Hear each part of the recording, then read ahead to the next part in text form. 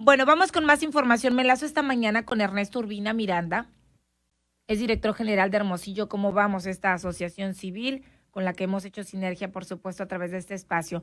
Vamos a platicar un poco de los resultados del informe de indicadores 2020, donde se analizan muchas cosas, particularmente relacionadas con el tema económico y servicios públicos en el municipio, pero también con el tema económico por todo esto que ha desatado la pandemia del COVID. De hecho, el municipio de Hermosillo es el cuarto a nivel nacional en pérdida de empleos y el primero, por su, obviamente, tamaño, el primero de los 72 aquí en el estado, con más pérdidas de empleos en estos meses de pandemia. Ernesto, platícanos más indicadores. Buenos días, qué gusto saludarte.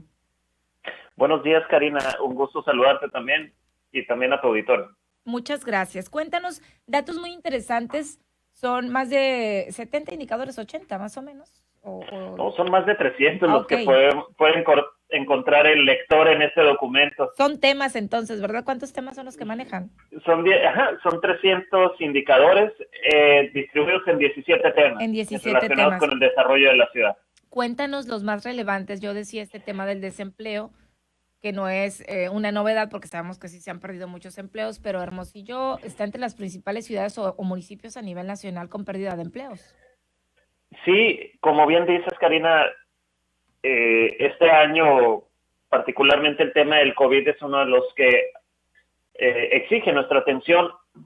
Y en términos económicos, Hermosillo ha sido una de las ciudades capitales con mayor impacto en términos de empresas cerradas y empleos perdidos. En el periodo, digamos, más crítico del COVID-19, que fue de marzo a agosto, Hermosillo se colocó como la cuarta capital del país con mayor empleos perdidos. Se perdieron cerca de 8,000 empleos formales y también se cerraron más de 200 empresas formales también. Si contemplamos todo este espectro que es muy difícil medir, como los empleos informales o las actividades económicas no registradas que llevan a cabo familias o grupos sociales, sin duda el impacto es mayor, ¿no? Y una de las síntesis que hacemos es que si bien visualizamos todo este impacto económico derivado del COVID, las problemáticas de la ciudad persisten, ahí están. Es decir, no solamente el COVID viene a desplazar justamente las problemáticas que ya teníamos antes, como son seguridad, los servicios públicos o el rezago en infraestructura, como las áreas verdes, los espacios públicos, Ajá. o incluso la infraestructura como la pavimentación, ¿no? Es decir, aunado a los problemas que ya teníamos, se junta con esto del COVID y entonces se registra este tipo de casos, porque dentro de los delitos que veíamos, sí había un incremento ahí en dos, que era violencia familiar y en el tema también de homicidios, ¿verdad? Así es, en el tema de seguridad de manera particular hay mejoras moderadas en 3 indicadores, por así decir. En la percepción de inseguridad, es decir, en 2018, 8 de cada 10 hermosillenses se sentían inseguros en la ciudad. Ahora, a inicios de 2020 y ya en el contexto de la pandemia, este indicador bajó y son 6 de cada 10 hermosillenses los que se sienten inseguros en Hermosillo. Es decir, mejoró un poco ese indicador. También hay delitos patrimoniales que han venido a la baja, como el robo a vehículo o el robo a negocio. Pero como tú bien mencionas, hay delitos que se mantienen con un crecimiento sostenido. Por ejemplo, los delitos como violencia familiar, que particularmente tuvo un crecimiento importante de 2018 a 2019 y también lo estamos viendo crecer en 2020. Y la incidencia en términos de los homicidios, que ha crecido de manera sostenida en los últimos años, ¿no? Por ejemplo, en 2015 se registraron 96 homicidios en la ciudad y ahora en 2019 cerramos con 226, más del doble. Y en 2020 vamos a cerrar con una cifra similar.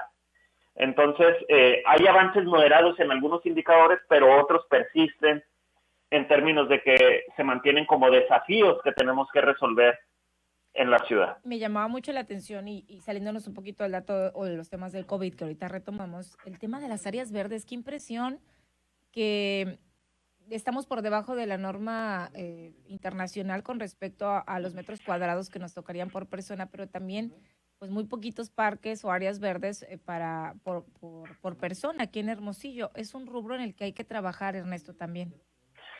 Sin duda, si bien de 2018 a 2019 hubo un crecimiento moderado de espacios que se consideran áreas verdes, en Hermosillo hay menos de 1,000 espacios con estas características. Es decir, tenemos prácticamente 4.4 metros cuadrados de áreas verdes por habitante, Ajá. lo cual es prácticamente la mitad de lo que se recomienda o los estándares internacionales, que son 9 metros cuadrados por habitante de área verde. O sea, Entonces, estamos por el debajo. rezago en ese... Sí, estamos por debajo. Y es un rezago que no se ha logrado avanzar de manera significativa. También las áreas deportivas. Tenemos un área deportiva por casi 2,000 habitantes. Hay cerca de 500 áreas deportivas en la ciudad, predominando las canchas de básquetbol. Y también los parques. Tenemos 767 parques en Hermosillo, que es un parque por cada 1,300 habitantes aproximadamente. Y eso, a lo mejor tu auditorio dirá, pues bueno, son problemáticas aisladas, pero no. En la situación del COVID hemos visto que también ha proliferado los padecimientos asociados a la depresión, a la ansiedad por estar encerrados. Y los espacios públicos y las áreas verdes se convierten en un espacio muy importante para tener actividades de esparcimiento y también de acondicionamiento físico que nos permitan afrontar esta pandemia de una manera más saludable. Claro. Entonces, es un aspecto de la ciudad muy importante y que sin duda debemos tener en cuenta para los próximos años. Oye, Ernesto, también otro de los datos, hablando ya también o retomando el tema de COVID, 6 de cada 10 personas han visto afectados sus ingresos, que esto es un dato también, o sea, más del 60%, cerca del 60% aproximadamente, han visto mermada ahí el ingreso a casa, al hogar, al bolsillo. Uh-huh. Sí, y de una u otra manera, esto nos habla del panorama tan complejo que nos representa el COVID. Es importante recordar que antes de que apareciera la pandemia ya veíamos señales de agotamiento de la dinámica económica estatal y municipal. Ya traíamos una tasa de crecimiento negativa. Por ejemplo, en 2019 tuvimos menos 0.7% en términos de crecimiento estatal, del Producto Interno Bruto estatal. Y esto pues se agrega a los datos que ya mencionábamos, a todos los estragos que ha generado el COVID en términos de cierre de empresas y pérdida de empleos. Es importante mencionar que en el caso de Sonora, en septiembre hubo una recuperación importante de los empleos, se registraron más de 11,000 empleos. No obstante, en octubre y noviembre esta dinámica volvió a caer y el saldo en todo el periodo para la ciudad de Hermosillo es de digamos 2,000 empleos afectados o perdidos, empleos formales, en todo lo que va de la pandemia. Ok, y empresas cerradas veía ahí como 212, ¿verdad? Sí, 212 en el periodo de abril-agosto, 250 casi al mes de octubre. Ok. ¿Por qué hacen esto? Y si la gente dirá, bueno, ¿y estos indicadores qué? ¿Por qué los hace la asociación? ¿Con qué intención? Son varios rubros relacionados, ya veíamos, con servicios públicos, con el tema de seguridad, con el tema del COVID. Son indicadores que ustedes hacen. ¿Con qué objetivo, Ernesto? Si pudiéramos explicarle al auditorio, por favor. Gracias, Karina. Recordarle al auditorio que Hermosillo Cómo Vamos es una organización ciudadana, apartidista, que lo que buscamos con estos ejercicios de generación de información es, primero, que la ciudadanía conozca la situación de la ciudad en los principales temas de interés colectivo y que determinan de una u otra manera la forma en que nos desarrollamos en nuestro entorno, la relación que tenemos nosotros los ciudadanos con nuestra ciudad. Y una vez conociendo eso, nuestra aspiración es que reflexionemos hacia dónde queremos ir como ciudad para activarnos y encontrar mecanismos de participación ciudadana que nos permitan organizarnos de manera efectiva para resolver justamente los principales retos que enfrentamos. Bien, estos indicadores se sacan cada qué tanto tiempo y escuchaba que van a tener otros en el mes de enero, ¿verdad? Así es.